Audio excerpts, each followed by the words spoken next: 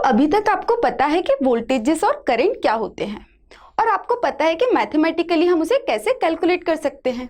लेकिन इस क्लास में हम ये देखेंगे कि हम उन्हें विदाउट एनी मैथमेटिकल एक्सप्रेशन कैसे मेजर कर सकते हैं यूजिंग टू डिवाइसेस। तो हमारे पास एक वोल्टमीटर है जिसको हम इस सिंबल से रिप्रेजेंट करते हैं और इसका यूज ये है कि पोटेंशियल डिफरेंस मेजर करता है across any 2 points in a conductor. So let's say हमारे पास ये कंडक्टर है और अगर हम A और B पॉइंट के अक्रॉस पोटेंशियल मेजर करना चाहते हैं तो हम वोल्टमीटर को अक्रॉस दीज 2 पॉइंट्स कनेक्ट करेंगे। तो ये जो कनेक्शन होता है ये पैरेलल कनेक्शन कहलाता है और हमको यहाँ से वोल्टमीटर से वोल्टेज मिल जाएगा। सिमिलरली हमारे पास एक डिवाइस है कॉल्ड एमीटर और इसका यूज ये है कि ये करंट मेजर करता है थ्रू एनी कंडक्टर।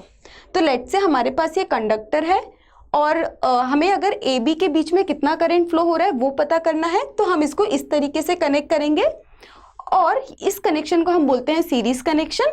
और अब हम पैरेलल और सीरीज कनेक्शन क्या होता है ये हम बाद में पढ़ेंगे।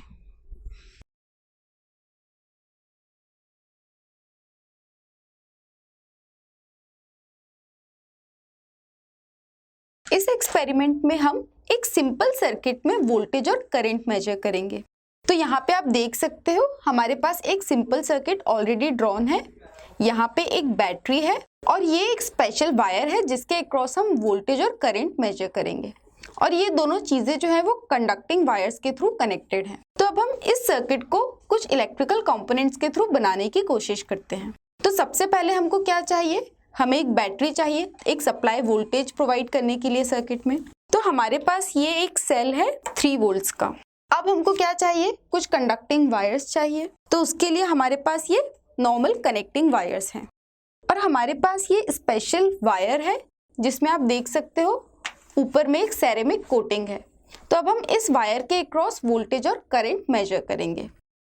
अब हमको जब वोल्टेज और करंट मेजर करना है तो उसके लिए हमें वोल्टमीटर या एमीटर की जरूरत होगी, राइट। तो यहाँ पे हमारे पास एक डिवाइस है जिसको हम बोलते हैं मल्टीमीटर और इस डिवाइस की हेल्प से हम वोल्टेज और करंट दोनों मेजर कर सकते हैं। अब हम इन सारे कंपोनेंट्स को एक सिंपल बोर्ड के थ्रू कनेक्ट करेंगे। तो हमारे पास ये एक ब्रेड बोर्ड है, इसके हेल्प से हम कोई भी इलेक्ट्रिकल सर्किट बना सकते हैं। यहाँ पे आप देख सकते हो इसके ऊपर बहुत सारे होल्स हैं और अगर आप ध्यान से देखो तो यहाँ पे कुछ वर्टिकल लाइंस हैं और कुछ हॉरिजॉन्टल लाइंस हैं। अब यहाँ पे जो होल्स वर्टिकल लाइंस में है उन सबका पोटेंशियल सेम है और जो हॉरिजॉन्टल लाइंस में है उनका जो पोटेंशियल है वो अलग है।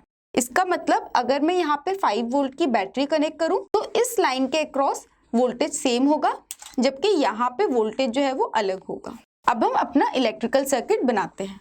यहाँ पे आप देख सकते हो सबसे पहले पॉजिटिव टर्मिनल है बैटरी का जो कि कनेक्टेड है। तो यहाँ पे हम सबसे पहले हमारे पॉजिटिव टर्मिनल को कनेक्ट करेंगे।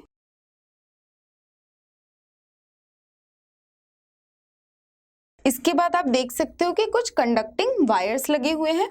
तो यहाँ पे हर पॉइंट्स में पोटेंशियल सेम होगा और यहाँ पे अब क्योंकि पॉजिटिव टर्मिनल यहाँ है तो इस पूरे होल्स में पोटेंशियल सेम है तो हमें कोई वायर कनेक्ट नहीं करना है।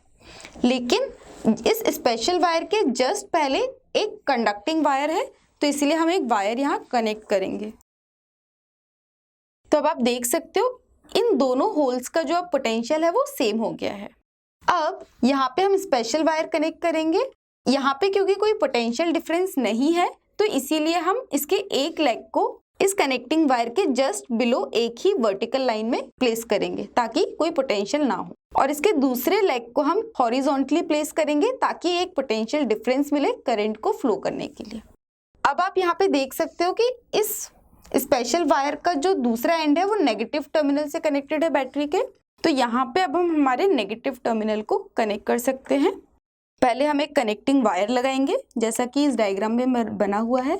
अब यहाँ पे हमने हमारा नेगेटिव टर्मिनल कनेक्ट किया। अब अगर हमको यहाँ पे इस वायर के अक्रॉस वोल्टेज मेजर करना है तो हमको एक वोल्टमीटर कनेक्ट करना पड़ेगा और जो वोल्टमीटर होता है हमें पता है कि हम पैरेलल में कनेक्ट करते हैं किसी भी कंपोनेंट के अक्रॉस।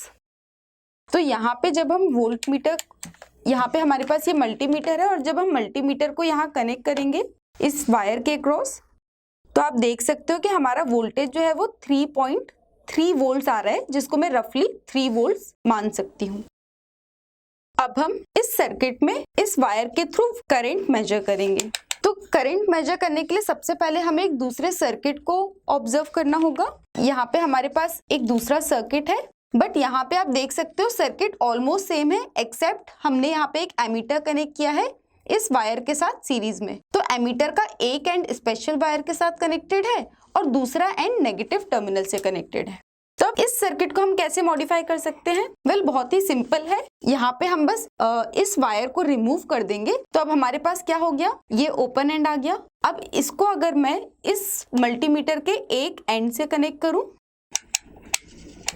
और यहाँ पे आप देख सकते हो कि मल्टीमीटर का जो दूसरा एंड है वो नेगेटिव टर्मिनल से कनेक्टेड है बैटरी के। तो अगर मैं यहाँ पे कनेक्ट करूँ तो हमारा मल्टीमीटर सीरीज में है और हमको जो करंट रेटिंग मिल रही है वो मिली एम्पियर्स में मिल रही है, 0.34 मिली एम्पियर्स, जिसको मैं सेफली लिख सकती हूँ 0.3 मिली एम्पियर्स। अब अगर हम अपनी बैटरी को चेंज करते हैं तो देखते हैं कि रीडिंग्स में क्या क्या चेंजेस आते हैं।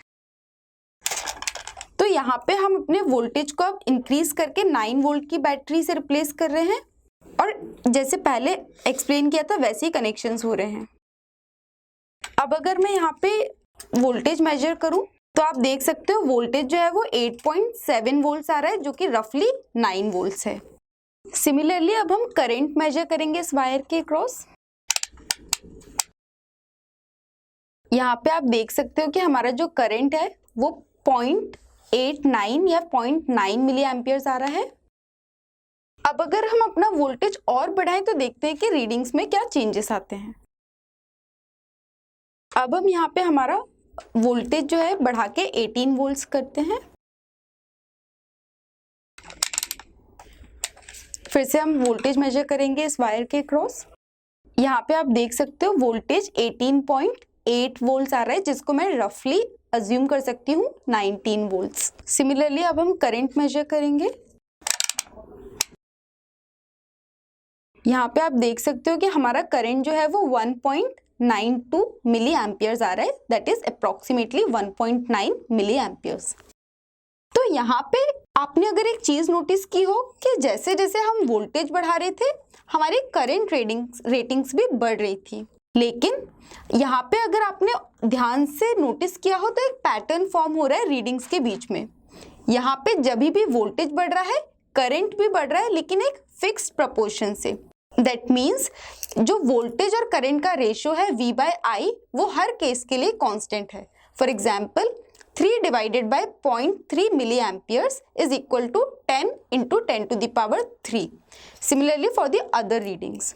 सो यहाँ पे जो वैल्यू कांस्टेंट रेशियो आया है उसको हम बोलते हैं रेजिस्टेंस, और ये जो हमारा स्पेशल वायर है ये है हमारा रेजिस्टर, और जो ये कांस्टेंट वैल्यू आई है हर केस में वो इस रेजिस्टर का रेजिस्टेंस है। और ये जो हमने अभी ऑब्जर्व किया वो बस ओम्स लॉ है।